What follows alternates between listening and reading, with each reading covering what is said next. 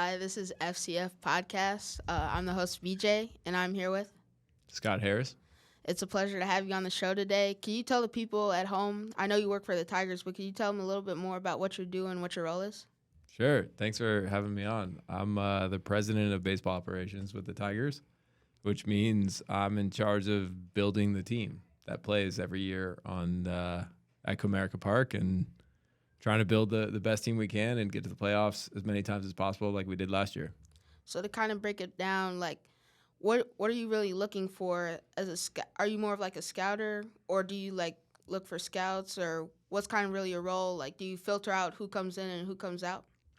Yeah, we have a huge team of people that we work with to evaluate talent. So we have scouts, we have analysts, we have coaches. We just try to find the best talent we can, and we try to build the best team we possibly can to try to win as many games and win our first World Series since 1984. What goes into like the analytics side of your job, like filtering out like this guy has like a bad record or maybe like a bad track record in college? How does that kind of filter in? Yeah, I mean, the way I like to think about it is we're trying to find players that can perform on the field. We're trying to find players that can hit home runs or strike out opposing hitters. One way to identify the guys that can help us on the field is try to find guys that are performing really well in the minor leagues or performing really well in college. So, if you want a guy to be a power hitter in the middle of our lineup in Detroit, like one good way to try to find those guys is find power hitters at lower levels or find power hitters in college that you can draft and then help them continue to get better. So, analytics is one way to identify through performance who could potentially help us. We also have scouts who look at their natural ability. Like we look at guys that have like really clean swings and can really impact the baseball to the pull side. There's just a bunch of different ways to evaluate talent, and we have a really talented group of people that are doing that for the Tigers.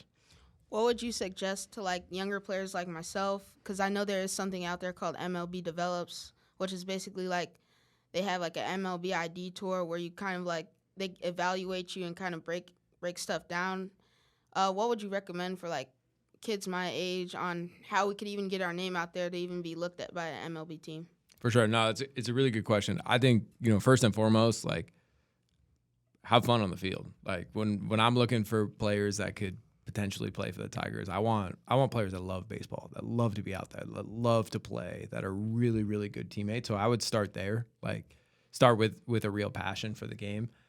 Beyond that, it takes really hard work. Like every player that you see in a Tigers uniform, they worked really, really hard for the whole lives to be there. Like Riley Green took thousands and thousands of swings to get to that swing that can ultimately perform in the big league. So, I think through the combination of hard work and really loving what you do, like you will ultimately make a really compelling case and get your name out there through like the way you play and the way you perform at your level. I don't think you need to like focus on, pushing your name out there online or anything like that. Like if you're talented and you're playing really well, like you're going to get noticed by all the scouts that are out there watching youth baseball. So you talked about the players a lot, but what about some of like your coworkers or some of your fellow faculty? What does that mean? What does that mean to you, especially in like a work environment, to almost create your own community? Yeah, first and foremost, when I look at like building a staff, whether it's coaches or scouts or analysts, like I want people that are obsessed with getting better. It is really competitive to win games in Major League Baseball. And so I want people that treat each other the right way and that are absolutely obsessed with finding little edges to help us win games. And that can manifest in a bunch of different ways. Sometimes it's just pure hard work, and sometimes it's just creative thought, like people that are going home and thinking about new ways to pitch against certain hitters or new ways to build a lineup or new ways to run the bases. I feel like if you surround yourself with people that are absolutely obsessed with finding edges, like sometimes like you can build a talented staff that can perform at a really high level. And I think that's what we have in Detroit. What are some of the like other parts besides like the players and the scouting? What are some of the other aspects of your job that you see like maybe on the media side? How does that look? Yeah, it's the media plays a vital role in sports because it gives fans some visibility into what's happening on the field. It helps fans get to know the personalities. Like, part of the reason why Tarek Skubal is such a lovable personality is the media consistently shows fans what kind of guy he is, what kind of worker he is, what kind of teammate he is. And so, I really value the media as a great resource to give fans access sort of behind the curtain so that they know what's going on in the clubhouse, so they know what an organization is trying to do and what makes them successful.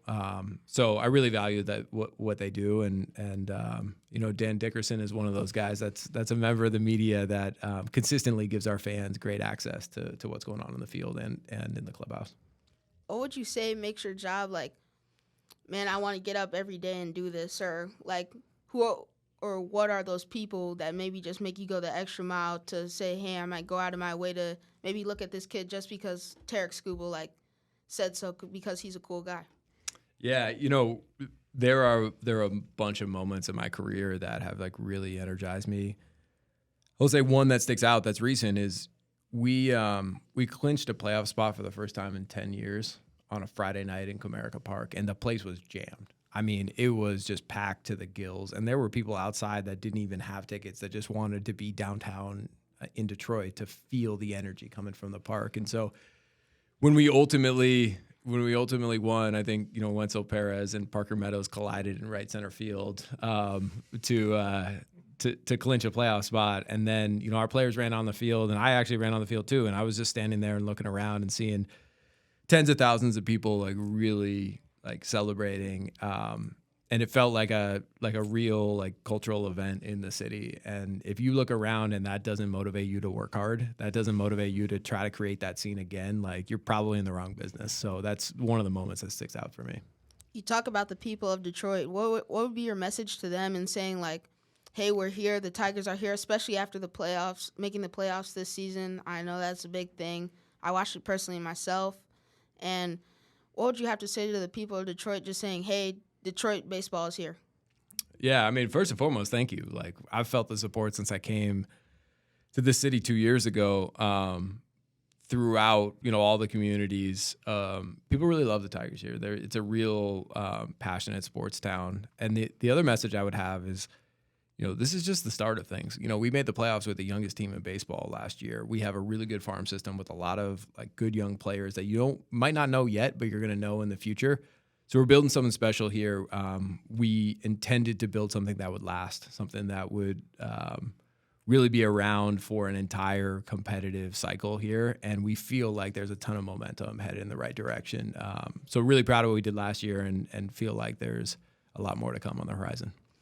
Have you gotten a chance to interact with former baseball players like Lou Whitaker? I'm sorry. Oh, yeah. And I just got a chance to meet him. But have you experienced that on almost a day-to-day basis? I don't know, working for the Tigers, I'm sure that a lot of them come back, especially with the playoff victories. Yeah, I mean, that's one of the most special parts of my job. I got to meet Lou.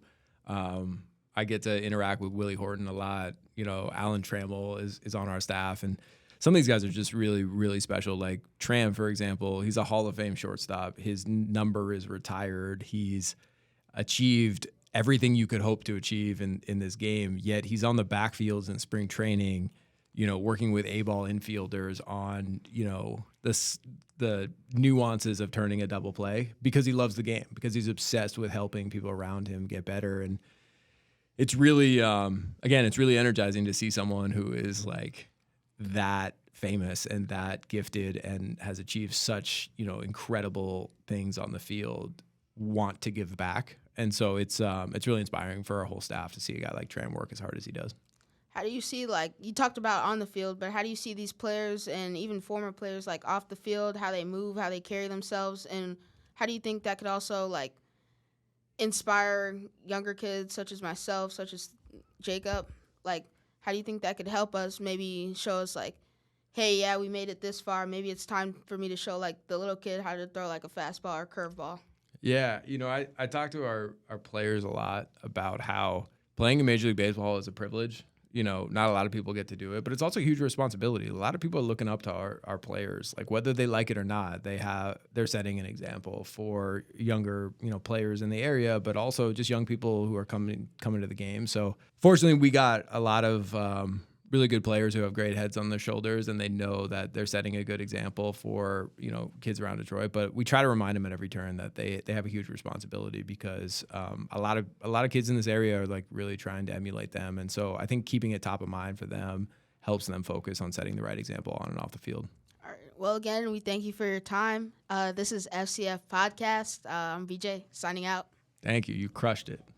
This episode was presented by the New Shooter Program. For more information, follow us at New Shooter Program on Instagram. And don't forget to like, share, and comments for more content.